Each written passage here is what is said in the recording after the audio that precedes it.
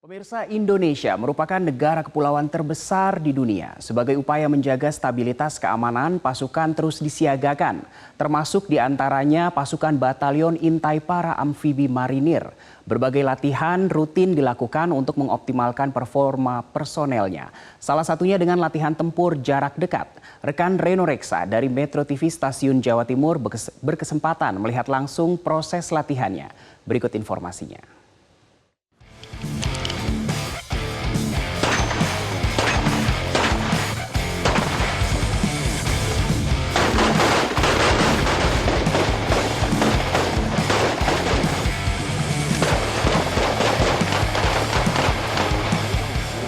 Pemirsa, saat ini saya berada di markas Batalion Intai Para Amfibi 2 Marinir atau yang dikenal juga dengan markas Batalion Taifib 2 Marinir yang berada di kawasan kota Surabaya, Jawa Timur. Kali ini saya mendapatkan peluang untuk melihat secara dekat, secara langsung bagaimana latihan pertempuran jarak dekat yang biasa dilakukan oleh personil Batalion Taifib 2 Marinir yang ada di kota Surabaya kali ini.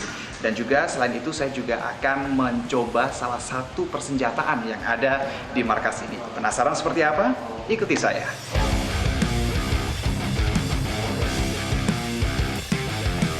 Dalam rangka mendukung kemampuan operasional Korps Marinir, prajurit Intai Para Amfibi atau Taifib dituntut untuk menguasai teknik, taktik, serta prosedur dasar kemiliteran. Kemampuan ini wajib dimiliki di tingkat perorangan hingga kompi atau detasmen. Kemudian kalau yang sampai di sana, buka tembakan terus. Sebagai pasukan khusus, prajurit Taifib juga harus mampu melakukan perencanaan dan pelaksanaan pengintaian pada operasi amfibi tingkat brigade dan pengintaian darat pada operasi tempur darat tingkat batalion atau brigade. Melakukan pengamanan objek vital dan pengamanan VVIP, serta menjalani operasi SAR dan kombat SAR.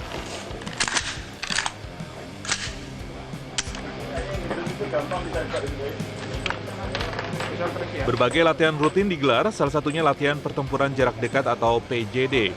Pola ini merupakan konsep perang kota yang nantinya dapat diaplikasikan untuk menumpas aksi terorisme.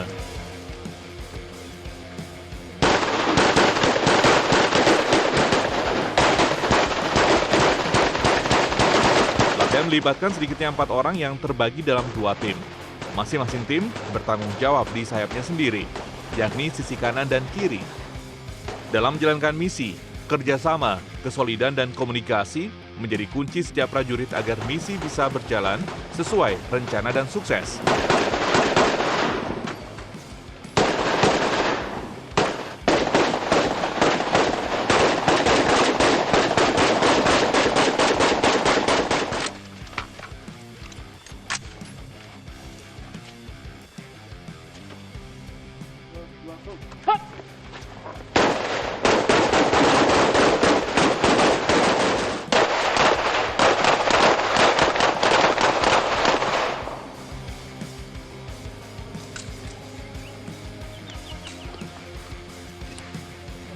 Beruntung kali ini saya juga mendapat kesempatan berlatih menembak. Sebelum mencoba menembakkan peluru, terlebih dulu saya diperkenalkan jenis dan cara penggunaan senjata. Setelah itu, barulah saya diperbolehkan menembak satu persatu sasaran yang berjarak kurang lebih 20 meter di hadapan saya.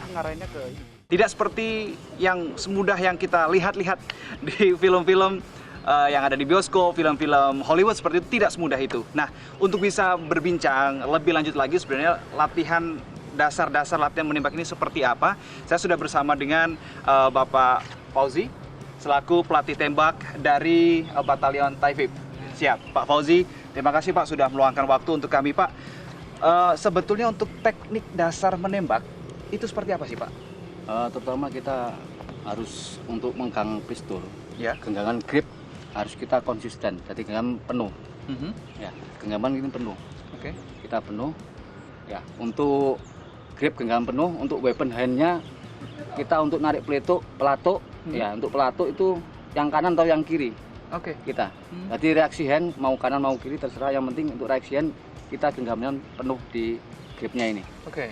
Ya, jadi untuk posisi tangan juga tidak boleh melebihi daripada pelunjuk, tidak boleh di atas slide-nya laras ini. Oke. Jadi mengganggu akan stratnya tidak akan normal untuk maju. Itu hal yang sangat dasar sebetulnya Pak ya, Iya, untuk dasar. pegangannya, untuk gripnya dulu Untuk ya. gripnya dulu. Oke.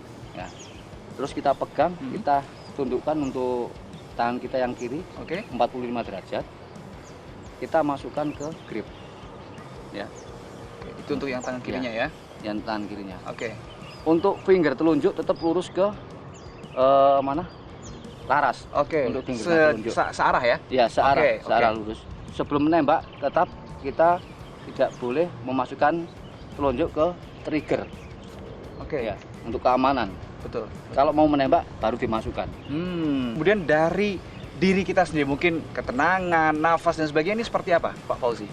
Untuk itu, nafas kita atur tidak boleh membidik lebih dari 7 detik Oke. atau 6 detik. Mhm. Jadi ngambil nafas tidak boleh dari 6 detik. Kalau sudah 6 detik, kita turun karena sudah pengaruh jantung kita.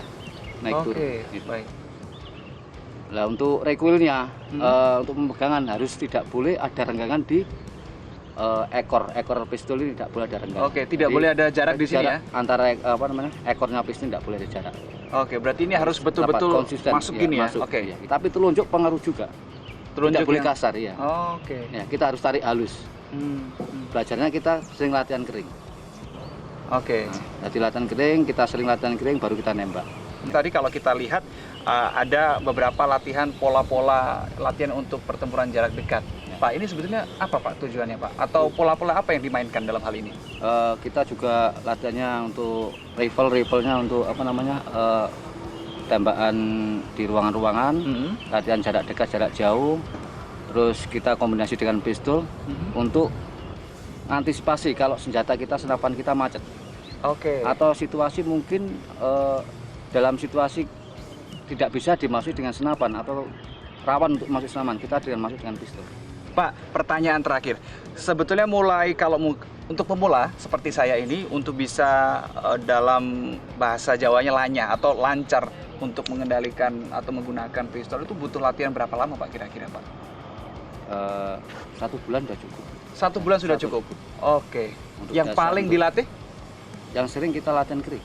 Latihan kering itu ya? Iya, latihan kering sering. Bagaimana telunjuk ini bisa secara Iya, halus, menarik pelatuk gitu ya? nariknya. Terus untuk meluruskan pesir-pesir harus cepat, jadi 1 bulan sudah cukup.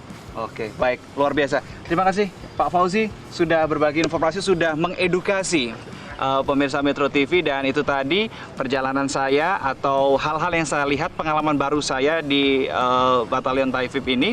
Dan dari Surabaya, Jawa Timur, Reno Reksa, Itong Suyanto, Metro TV.